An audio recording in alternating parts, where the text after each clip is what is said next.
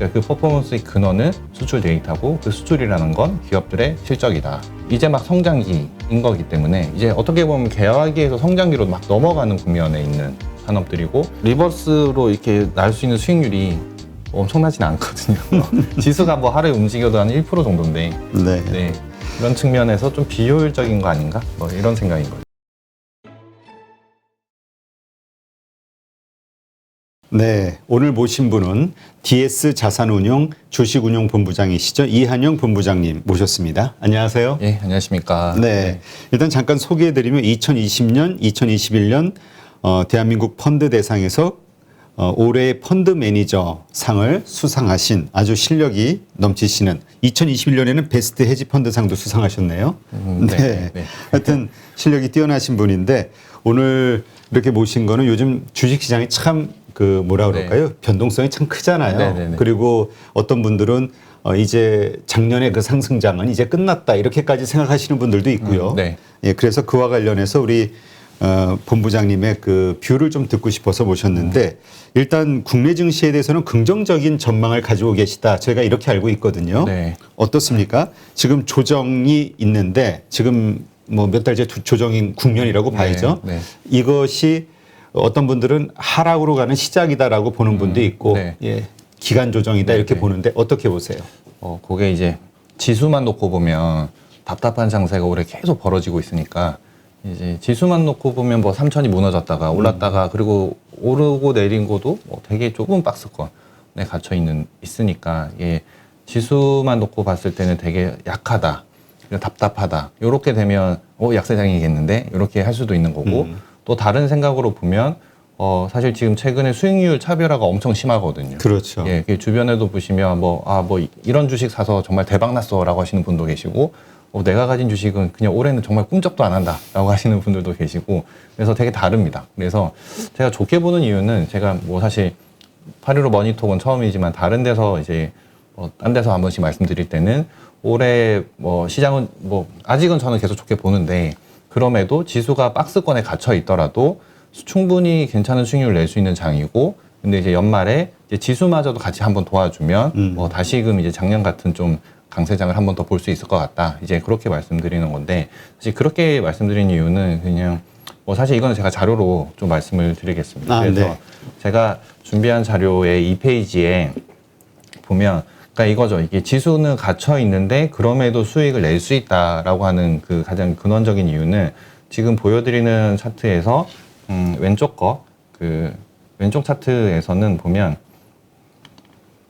이거는 파란색 선은 일평균 수출 증가율입니다. 네. 그러니까 우리나라 수출 데이터라고 보시면 되고 빨간색 선은 코스피 차트입니다. 그런데 과거에 지금 시장을 가장 크게 눌렀던 여러 가지 중에 가장 큰 거는 경기 피크아웃에 대한 우려가 그렇죠. 있는 거고요. 그래서 저희가 경기 피크아웃을 표시를 해드렸어요. 이렇게 동그라미 점선으로 된 것들이 경기 피크아웃의 시점입니다. 그러니까 우리가 말하는 수출 데이터가 드디어 정점을 찍고 증감률이 정점을 형성하고 다시 빠지기 시작했다. 그러니까 이건 증감률이거든요. 그러니까 지금 올해는 그러니까 이거는 보면 2004년, 그다음에 2010년, 17년 그리고 올해입니다. 네. 이렇게 놓고 봤을 때 정점에선 빠지죠. 올해는 여러 가지 이유가 있습니다. 사실 뭐 전년도 기저효과도 있으니까 이게 확 높아졌다가 확 빠질 거야라는 게 이제 기본적인 원래 스탠스였죠. 지금까지는. 근데 지금 수출 데이터들이 사상 최대치에서 점진적으로 빠지고 있기 때문에 이제 만약에 시장을 뭐 이렇게 분석하시는 애널리스트 분들께서 말씀들을 많이 바꾼 거는 급감할 거야였다가 이게 완만한 속도로 빠지고 있다. 그래서 수출 데이터는 되게 견조하다라고 말씀을 하고 계세요. 네. 그래서 지금 이 증감률 자체는 피크아웃을 한 건 맞습니다. 그래서 맞다인데 그러면 과거에 경기 피크아웃을 했던 요 시점들이 3번이 있었고 이번에 4번째라고 치면 이 4번째는 이제 2000년 이후로 온 거죠. 그럼 22년 동안에 이 기간 동안에 2004년도에는 경기 피크아웃을 했는데 코스피 차트 보시면 계속 오르죠. 근데 이게 오르는 게 몇 달 오르고 마는 게 아니라 몇 년으로 올랐습니다. 이게 2004년인데 2006년, 뭐 7년, 8년까지 올라가죠. 그리고 리만이 나왔었고 그 다음에 2011년도에도 보면 이렇게 계속 상승세를 유지했었고 17년도는 이게 증감률이 빠지면서 지수가 같이 빠져버렸습니다. 그리고 올해는 어떻게 될 거냐를 이제 보면 과거의 패턴을 봤을 때 이런 이유로 저런 형태가 보여졌었는데 그럼 지금 어떨 거냐 생각해 보면 우리가 이제 전략적으로 대응을 할 수 있을 거다라고 라고 이제 말씀을 드릴 수 있는 거고요. 그래서 이 피크아웃 한 시점을 M0로 표시를 해 봤습니다. 네. M0로 표시를 하고 그렇게 보면 2004년과 2010년 약간 파란색 계열로 이제 표시된 이 두 개의 일평균 수출 금액이 피크아웃을 한 시점 M0 아까 왼쪽 차트에서 보는 동그라미 점선 1의 이 시점을 지나고 나서도 계속 오릅니다. 그러니까 이거는 절대 금액이거든요. 왼쪽 거는 증감률이고 오른쪽 거는 절대 금액인데 증감률이 M 플러스 12 그러니까 1년 지나서 24, 2년 지나서 3년 지나서까지도 계속 올라줍니다. 그러니까 절대 금액 자체는 계속 올랐다는 거죠. 그랬을 때 과거 2004년과 2010년도에는 주가는 우상향했다. 그게 바로 밑에 차트로 보여드릴 수 있는 거고 네. 2017년도는 잠깐 오르다 말았습니다. 그랬더니 지수는 약했다. 그럼 지금은 어떨까? 이제 그거를 저희가 판단해 봐야 되는 거고요. 근데 과거에는 다시 해마다 2004년과 10년, 17년을 저희가 쪼개서 보면 이 M0는 아까 봤던 그 시점 똑같습니다. 그래서 피크아웃 한 시점 이후로 수출 금액 자체가 올라가는 산업을 이제 보자라고 보면 이쪽에서는 여러 개가 올라가죠. 2010년도에도 여러 개가 올라갑니다. 근데 2004년도에는 저희가 중국의 산업재성장 시대죠. 중국이 완전히 막 제조업에서 막 그 시대를 이끌 그런 국면이었고 그러다 보니까 철강, 정유, 화학 이런 산업재, 그리고 IT 주변 기기들 같이 쫙 그 수출 데이터를 끌어줍니다. 근데 2010년도 놓고 보시면 여기도 사실 저 때가 저희가 차화정 정세라고 불리는 때였고 당연히 차화정이죠. 이렇게 이끌어줬습니다. 근데 17년도는 보시면 반도체 잠깐 반짝하고 말아버립니다. 그리고 나머지 수출을 끌고 가는 데이터가 없어요. 그러다 보니까 힘이 확실히 좀 약했던 상황인 거고 그래서 앞에서 봤던 그런 차별적인 수익률이 나왔다. 그러니까 여기서 요지는 수출 절대 금액을 끌고 가주는 산업이 여러 개가 존재하고 여러 개가 존재하면 시장에 다양한 모멘텀을 제공할 수밖에 없을 겁니다. 그렇죠. 예, 그리고 수출 금액이 지속적으로 증가를 하면 그러면 이거 펀더멘털이 강한데라고 인지가 되면 밸류에이션 낮은 주식들은 확실하게 실적을 믿고 매수가 들어와주는 국면이 나올 겁니다. 그러면 이제 여기서 우리는 지금은 어떻게 될 거냐인 거고요. 지금은 사실 뭐 여러 가지 뉴스나 그다음에 지금 최근에 미국에서 소비 경기 되게 좋다라는 것들 그리고 코로나 이제 조금 컨트롤 되면서 베트남이나 중국과 같은 전통의 제조업 시설도 이제 다시 재가동이 된다. 그러니까 전통의 제조업과 수요가 좋은 상황이고 그다음에 저희가 지금 한국의 수출 데이터에서 가장 눈에 띄는 것들이 2차 전지나 바이오 그다음에 무형의 컨텐츠들 같이 올라가고 있고 그래서 추정컨대 이런 전통의 원래 한국의 수출을 잘 하던 기존 산업 플러스 새 산업들이 계속 다양하게 많고 그 데이터가 좋을 거니까 저희가 수출 데이터가 좋지 않겠냐라는 거고 그것들을 저희가 7월 달 사상 최대 수출 실적을 보고 8월 달도 생각보다 안 빠지네. 9월 달도 역대급인데 역대로 두 번째로 높네. 뭐 이런 식으로 계속 10월도 또 확인했던 거고요, 저희가. 그래서 이 넉 달 동안 이런 수출 데이터들을 피크아웃 7월 달 이후로 계속 확인하고 있는 과정이 지금이다. 그러면 정황적으로 2004년과 10년처럼 되지 않을까라는 생각을 좀 하고 있고요. 이러다 보니까 지금 시장에는 수익률을 차별화할 수밖에 없는 섹터가 존재한다. 그렇게 되는 것 같고 그게 최근 석 달 동안의 수익률 퍼포먼스로도 확실히 보여줬던 상황입니다. 요게 좀 더 증명을 해보면 이게 산자부에서 발표하는 우리나라의 수출 카테고리 품목별인데 이 가장 크게 눈에 띄는 게 2010년 이후로 섹터의 비중이 전혀 안 잡히다가 딱 잡히는 게 2019년부터 2차 전지랑 제약바이오 잡힙니다. 그러네요. 예, 근데 앞에 봤던 그런 여러 차트들에서 제가 계속 보여드린 절대 금액이 계속 높아진 상황이었는데 비중이 새롭게 등장한다는 건 그 절대 금액의 증감률보다 이 산업에서의 수출 증감률이 워낙 더 강하다는 걸 표현하는 거니까 이제 이쪽에서 당연히 엄청난 퍼포먼스를 보여줄 수밖에 없는 그러니까 그 퍼포먼스의 근원은 수출 데이터고 그 수출이라는 건 기업들의 실적이다. 예, 이렇게 말씀드릴 수 있고 이제 그런 것들이 증명되고 있는 과정이기 때문에 지수가 안 움직이더라도 우리가 뭐 4차 산업혁명주다. 그다음에 뭐 요즘엔 또 뭐 메타버스, NFT 뭐 이렇게 하면서 새로운 모멘텀이 붙는데 하필 그것들이 실적이 나오는 그 엔터주, 게임주, 미디어 콘텐츠주 이런 것들이거든요. 그래서 그런 것들이 많이 제공되는 이 시장이기 때문에 지수가 최소한 갇혀 있더라도 수익률 플레이는 충분히 가능하고 그것들이 다 같이 결합돼서 올라버리면 지수도 뭐 괜찮다. 근데 이제 지금은 큰 주식들이 안 움직이고 이쪽으로 좀 쏠려가다 보니까 그렇죠. 지수가 막 무너지진 않지만 이렇게 좀 같이 건디는 그런 상황인 거고 사실 뭐 완전체 단기로 어제 그제 오늘까지 딱 보시면 전자랑 삼성전자랑 하이닉스가 좀 반등이 세게 나와버리니까 그동안 너무 일변도로 상승을 보였던 2차 전지 쪽에서 한번 죽었는데 사실 그저께는 저희가 봤을 때 미디어 엔터 게임즈 주식은 잘 버텼어요. 그 엄청난 변동성에서도. 그렇죠.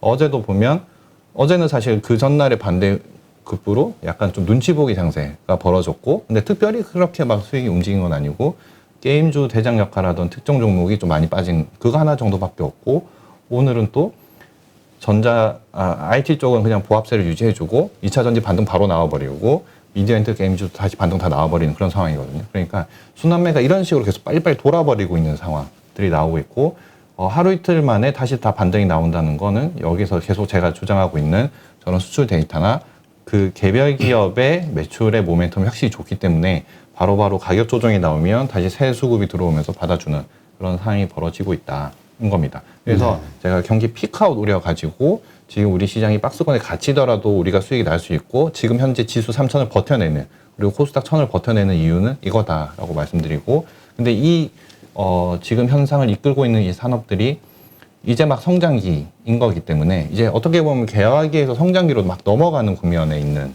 산업들이고 우리가 뭐 2차 전지가 이제 끝났다, 뭐 NFT가 지금 끝났다라고 말할 수 없는 국면이기 때문에 아직은 좀 많이 열어놓고 보는 게 맞지 않냐. 그러니까 방향성인 거죠. 그런데 성장 산업은 결국은 시간이 갈수록 옥석 가리기 계속 해줘야 됩니다. 그런 것들이 최근 2, 3일 동안에 벌어지는 이런 옥석 가리기 형태로 나타날 거고 그건 되게 과격하게 벌어질 거니까 왜냐하면 올랐기 때문에 과격하게 벌어질 거예요. 그렇죠. 네. 그래서 그런 것들은 우리가 계속 판단하고 견뎌내고 극복하면서 그 산업의 방향성을 좀 보고 가시면 될 것 같고요. 지수는 제 생각할 때는 요건 것 같습니다. 이게 뭐냐면 결국은 테이퍼링을 하는데 그 경기 피크아웃을 하는데 왜 하필 지금 테이퍼링 하냐가 이제 시장을 계속 눌렀던 가장 큰 요인들이었고 그래서 그럼 테이퍼링을 실제 했을 때 과거는 어땠냐를 한번 생각해 보면 그 테이퍼링은 13년, 14년 사이 한 번밖에 없었거든요. 네. 사례가 너무 적어서 그냥 리만 사태 이후로 2008년 이후죠. 2008년 이후로 연준이 자산을 매입해주면서 시장을 살려줬던 그런 구간들 한번 보자라고 해서 그래서 지금 요 회색 바는 연준이 전년 대비 자산을 얼마나 더 샀냐. 그러니까 증감입니다. 그래서 막바가 올라가면 전년보다 자산을 많이 사줘서 돈을 풀어준 거고 줄어들면 줄여가는 거죠. 그러니까 마이너스가 아니면 그러니까 마이너스 국면도 있긴 하지만 마이너스가 아닌 이상 돈은 계속 풀어줬던. 이거 테이퍼링 효과랑 똑같은 거죠 지금. 그래서 이거를 보면 S&P 500은 추세적으로 올랐고요. 나스닥도 추세적으로 올랐고 요때 보면 코스피는 옆으로 횡보였습니다. 실제 테이퍼링은 그러니까 QE 1, 2, 3, 4에서 테이퍼링 실제 했던 구간들을 놓고 보시면 기었고 코스닥은 또 올라버렸습니다. 그리고 실제 테이퍼링 2014에서 14년 10월까지 했던 그 기간 동안에 지수 상승률 1등은 코스닥이었습니다. 그런데 그러니까 보면 테이퍼링 하니까 어떻게 보면 위험 자산 선호 심리도 약간 위축할 수도 있고 그다음에 선진국의 경기 체력을 바탕으로 테이퍼링을 하는 거니까 선진국이 신흥국보다 좀 더 우위에 있을 수 있는 구간입니다. 그래서 S&P나 나스닥은 확실히 코스피 대비 아웃퍼폼을 했다. 코스닥은 지는 건 어떻게 보면 당연할 수도 있다. 그러니까 요 로직으로만 놓고 보면. 근데 코스닥이 1등이었다. 저건 뭐지라고 한번 생각해 봐야 되는 겁니다. 코스닥은 저 당시에 카카오가 이제 막 성장할 무렵이었습니다. 그리고 카카오가 다음을 인수하고 이제는 상장돼 있는 카카오페이도 출범시키고 이런 모멘텀을 막 제공했던 거죠. 그랬더니 엄청난 퍼포먼스를 보여줬었습니다. 그래서 이건 뭐냐면 유동성을 이제 긴축시킨다라는 건 테이퍼링을 한다는 건 유동성 장세는 끝났다. 그리고 이제부터는 펀더멘탈 장세로 넘어간다. 근데 이 과정에서 시장은 연준이 안 도와주니까 걱정이 생기는 거죠. 그래서 과거에도 연준이 이제 테이퍼링 한다, 금리 긴축한다, 긴축한다 이런 단어만 나오면 사실 지수 조정은 있었고 실제 테이퍼링 할 때도 지수 조정이 한 8에서 10% 나왔었습니다. 지금은 사실 그거 과정을 거친 거죠. 지금 올해 내도록. 그리고 지금부터는 연준이 돈 안 풀어주니까 지금부터는 이제 펀드멘탈 장세에 넘어간다. 그래서 아마 애널리스트 분들께서 이제 유동성 장세는 끝났고 펀드멘탈 장세로 넘어간다는 표현하는 이유는 사실 이겁니다. 그래서 요것들이 지수를 눌렀던 그런 상황들인 거고요. 근데 실제 과거에 테이퍼링 했을 때를 놓고 보면 제가 파란색 막대반은 이제 테이퍼링 시행 직전까지의 지수랑 섹터별 수익률입니다. 그리고 빨간색은 테이퍼링 시행하고 나서 종료할 때까지의 각 지수와 섹터별 수익률입니다. 그냥 딱 봐도 시행하고 나서 더 좋습니다. 이게 펀드멘탈 이제 인정해준다는 거고, 그래서 제가 다른 데서도 이제 테이퍼링 못하면 더 악재다라고 말씀드렸던 이유는 그거는 이제 정책 당국이 우리 자신 없어라고 말하는 거랑 똑같은 거거든요. 그렇죠. 예, 근데 이제 테이퍼링 확실하게 해버렸고 오히려 그 속도마저도 좀 빨라지는 느낌을 주고 있다는 건 확실히 그만큼 체력 좋다라고 생각하면 될 것 같고요. 섹터별로도 보면 뭐 테이퍼링을 하고 나서 뭐 금리가 오르니까 뭐 저기 성장주는 안 되고 가치주는 되고 뭐 이런 이분법적으로 그 걱정도 하시는데 실제 그것보다는 그냥 되는 산업이 된 겁니다. 저 당시에는 IT랑 헬스케어가 되게 좋았거든요. 네. 한국도 마찬가지였습니다. 또 코스피가 아까 앞선 차트에서 그냥 횡보했다라고 보여드렸지만 이 구간에서 코스피도 IT랑 건강관리는 좋았습니다. 그러니까 바이오가 헬스케어 바이오가 좋았던 거죠. 그러니까 되는 산업은 그냥 모멘텀이 제공되면 충분히 펀더멘탈 상승으로 간다. 그래서 이런 것들이 지금 이 시장에 녹아져 있는 과정인 거고, 지수는 뭐 어제 그제 이제 삼성전자 움직이니까 드디어 또 3천도 회복되고 막 이런 과정인데, 삼성전자는 뭐 사실 결국은 사이클 산업이라서 반도체의 뭐 소사이클에 대해서 반응을 해주고 더하기로 경기 순환 지표들이 바닥 찍고 나오는 그런 국면. 근데 그게 겹치는 구간이 애널리스트 전망치로는 내년 한 1, 2월 정도 나올 겁니다. 근데 주가는 사실 선행하니까 지금 어쩌면 바닥 구간을 통과하고 있는 과정이지 않을까라고 생각이 들어서 그것들이 결합되면 지수도 같이 도와줄 겁니다. 그러면 오히려 센티멘탈 좋아지면서 뭐 시장을 한번 좀 지수 측면에서도 도와주지 않을까. 그래서 제가 한 칼 있다라고 생각하는 이유는 이제 작년 연말에도 11월 29일부터 해서 한 달 동안 지수가 30% 올랐거든요. 그러니까 올해도 이제 그런 로직들이 작동이 돼주면 충분히 모멘텀은 있으니까 다른 섹터들이 도와주는 상황에서 올해 안 움직인 IT 반도체가 마지막 역할을 해주면 연말 장세가 있는 거고요. 그러니까 연말 장세가 있다는 건 종목장도 할 수 있는데 더하기로 지수 플레이도 가능한 장이 될 수 있고, 근데 이게 뭐 내년 초로 미뤄지면 사실 내년 초가 좀 강세인 거고 연말은 그냥 박스권에서 끝낼 수 있는 그런 국면 정도로 판단하시면 지금 제가 첫 번째 질문을 좀 길게 답을 드리긴 했는데 네. 네. 근데 그렇게 보시는 게 지금 시장에 대해서 제가 이제 뭐 긍정적으로 보고 있는 이유이자 시장에 대한 전망, 네, 그렇게 할 수 있습니다. 그래서 지금 많은 분들은 지금 시장이 오히려 약세장이라고 생각할 수도 있지만 네. 오히려 본부장님은 강세장이 네. 진행 중인 거고 네. 강세장 가운데 조정 기간이고 네.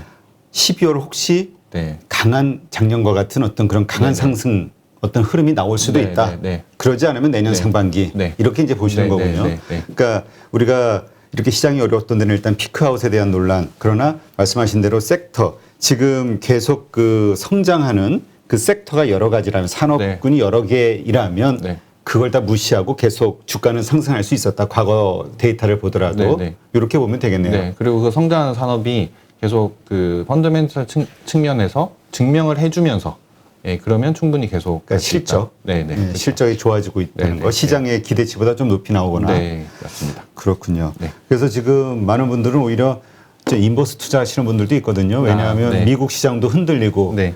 뭐 작년에도 그랬습니다만은 네. 뭐 버블이 좀 끼어 있는 거 아니야? 네. 그런 상황에서 이제 시장이 이제 흔들릴 것 같아. 이제 하락으로 좀 가지 않을까? 네. 그러니까 이럴 때 해지용으로 인버스 네. 들어가거나 뭐 이러는 네. 분들 많잖아요. 네.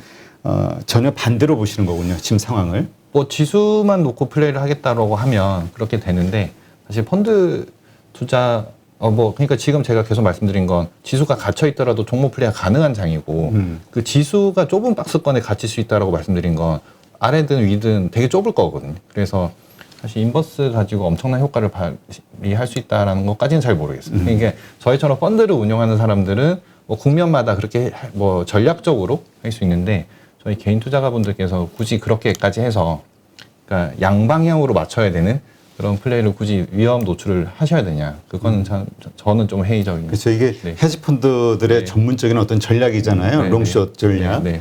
이걸 개인들이 하기에는 좀 네. 그리고 일단 시장이 일단 전망이 하락 쪽에 베팅을 한다고 했을 때는 이게 네. 맞아야 되는데 네, 네. 그 개인들이 사실 해지용보다는 네. 돈을 벌기 위해서 일반 맞습니다. 베팅을 많이 네, 하죠. 네, 네. 예. 이게 좀 위험하다. 네. 이렇게 이해하면 될 것 같고요. 그러니까 제가 볼 때는 위험하다기보다는 뭐 리버스로 이렇게 날 수 있는 수익률이 뭐 엄청나지는 않거든요. 지수가 뭐 하루에 움직여도 한 1% 정도인데. 네. 네.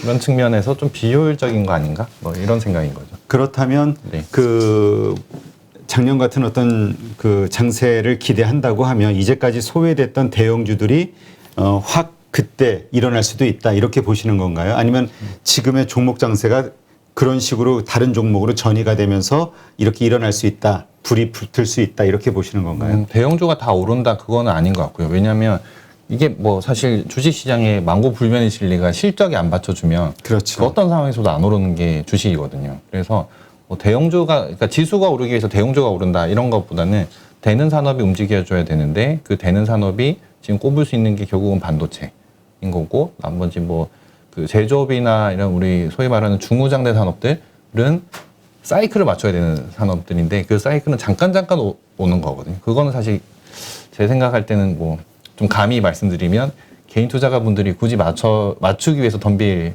그런 사이클은 아니고요. 저희가 펀드 운용을 위해서 해야 되는 그런 국면인 거고 그래서 실적이 받쳐주는 섹터들이 지금의 종목 장세, 그러니까 섹터 순환매 장세에 더해진다. 그런데 그게 큰 섹터일 거니까 큰 섹터가 움직여주면 그러니까 큰 섹터라는 거는 이제 IT 대형 섹터이기 때문에 그러면 지수는 좀 가벼워질 수 있다. 네, 그렇게 판단하시는 게 나을 것 같아요. 그러니까 어쨌건 지수 자체, 그러니까 작년과 같이 좀 강하게 상승할 네. 수 있는 가능성이 있다 네. 이렇게 네. 보시는 걸로 네. 네. 예, 강세장의 연장선으로 네. 이해하시는 걸로 네. 이렇게 네. 알겠습니다. 네.